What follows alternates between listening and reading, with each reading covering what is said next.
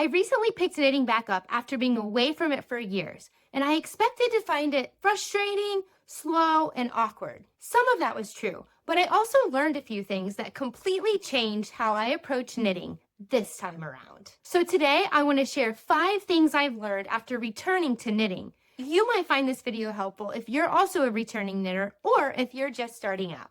Welcome to KnitMech, where fiber meets function. I'm Erin, a mechanical engineering professor and mom who's rediscovering my childhood hobby of knitting. So let's dive right into the 5 things I've recently learned after my return to knitting. Number 1, muscle memory is absolutely real. I expected to feel clumsy, like I was starting completely from scratch, but my hands remembered more than my brain did.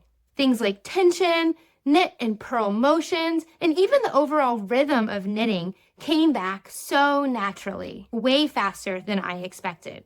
I honestly don't remember how I knew what I was doing, but my hands knew what to do. And that was such a relief. My muscle memory mattered a lot in my early enjoyment of returning to knitting because rather than being frustrated, I was pleasantly surprised at how much I had remembered.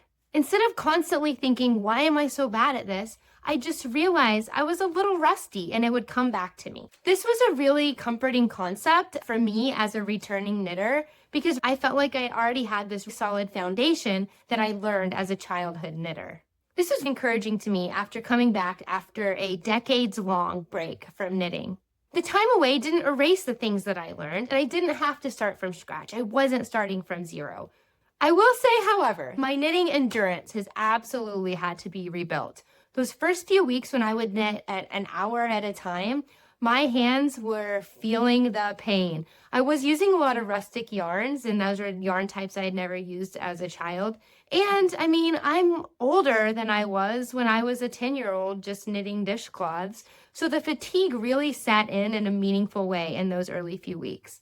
I had to pay special attention to what types of yarn was causing my hands to hurt. And I took breaks from that. I had a couple projects going on at the same time, and I could alternate between one and the other to give my hands a break from the repetitive motion of one project. I'm happy to say that my knitting muscles are now re-strengthened, and I no longer am suffering from fatigue, even if I have a binge knitting day, which I know we all have, and we all love. If you've returned to knitting after a short break, or maybe a long break like me, did you have any troubles like this? What techniques have you used to help get over hand fatigue and strengthen your hands? Please comment below. Number 2, internet resources have changed everything. When I was a knitter as a child, the internet was just being developed. So we had MSN Messenger, I had Yahoo Search, but that's about it. Now that I've come back to knitting in the 21st century, the internet resources for us knitters are amazing. I'm going to highlight 2 here. First of all, knitting YouTube. Oh my gosh, knitting YouTube. I started learning about knitting YouTube simply by YouTubing different skills or different techniques that I didn't know how to do. Just like everything in my life, when I don't know how to do something, YouTube is probably the answer, right? From there, I learned that there is so much more to knitting YouTube rather than just tutorials. I love knitting tutorials. There's an absolute need for them, and I'm so appreciative of the folks who put the time and effort into making these excellent tutorials to help beginners improve their techniques and learn how to do hard things. Because of those tutorials, I also started to discover the knitting YouTube community. The knitting YouTubers who show up every month and share their projects, their finished objects, their works in progress, their yarn acquisitions. They share with us their pain points in knitting, and they just offer so much rich context into the knitting world. I love the knitting YouTube community. Honestly, I don't think I would have enjoyed coming back into knitting as a hobby in the way that I have over these last few months if it weren't for the knitting YouTube community. It's so nice to have people that you can relate to and who are passionate about the same things that you are. Watching people's project progress, their yarn acquisitions, seeing these beautiful finished objects, and hearing about some of their mistakes along the way has made me as a returning knitter feel more comfortable in trying new things and new patterns. Somebody else has done it, I can do it too. The second internet resource is Ravelry. If you have not heard of Ravelry, the link is below. If you are a planner, an organizer, or a dreamer, Ravelry is so good for you when it comes to knitting. In Ravelry, you can look up patterns, you can plan your own projects, you can find inspiration, you can see other people's projects, the yarns that they've chosen, what's worked, what doesn't. You can find people who are your shape and size who have knit patterns, understand the modifications that they've done to a pattern to make it fit better. It's just an amazing resource that didn't exist when I was first learning to knit in the 1990s. The link to my own Ravelry is below. I'm slowly learning how to use this resource in more meaningful ways, but right now I use it for project inspiration and a cue for my own project planning. The third thing I've learned is that knitting styles matter. My grandmother taught me to knit English style, and I had no way of knowing that that was not the only way to knit. So when I learned how to knit English style, my hands were small. I was 5 years old. So I had to rest the right needle on my lap and essentially work only with the left needle because my hands couldn't handle both needles and the yarn at the same time. So this is the only way that I thought people knit. I'm happy to have learned that I was wrong, and I'm happy to have learned continental style knitting. Continental style knitting has improved my speed, reduced my hand strain, and made everything just a little bit easier to manage. I also recently learned color work, so I was able to use both English and continental style in order to do color work. I'm still not great at continental and purl stitches. I knit my purl stitches too loose compared to my knit stitches in continental style knitting.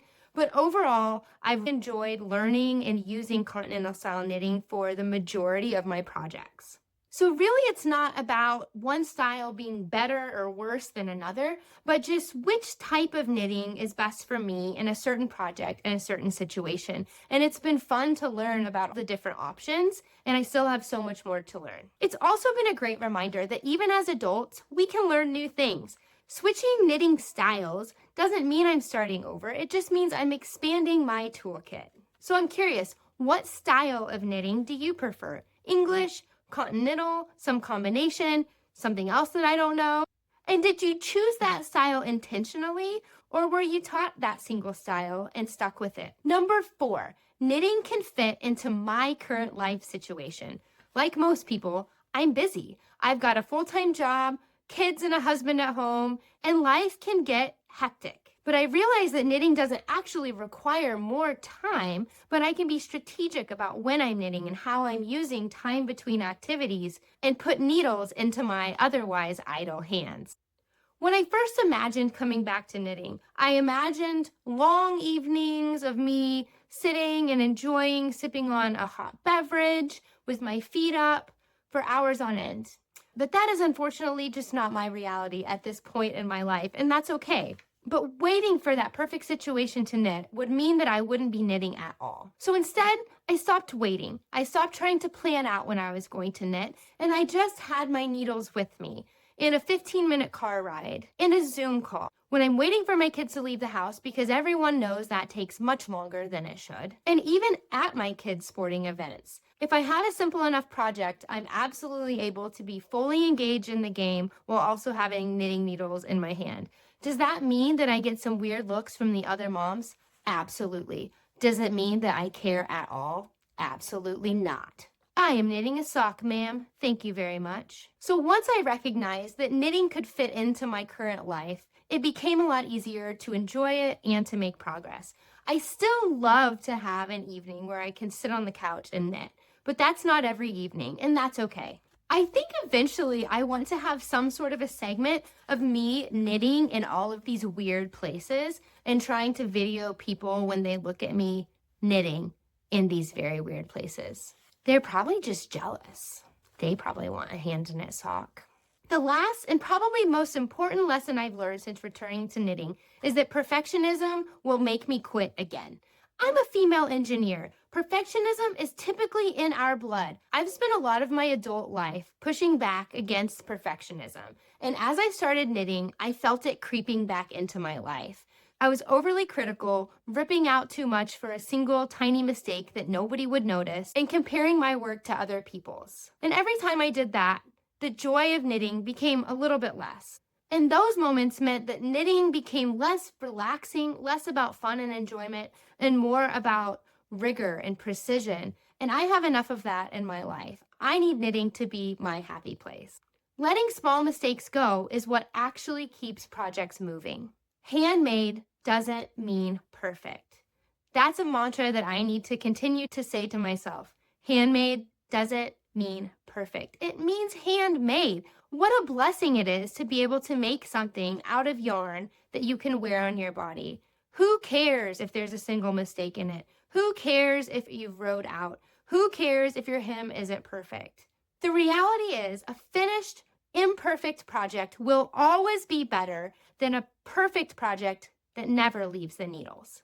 This time, I want knitting so badly to stay in my life. It's brought me so much joy. So I'm focusing on letting the little things go, not comparing myself to others, and embracing the imperfections, which you will see some of if you stay tuned next week to my very first finished objects, works in progress, and yarn acquisitions video.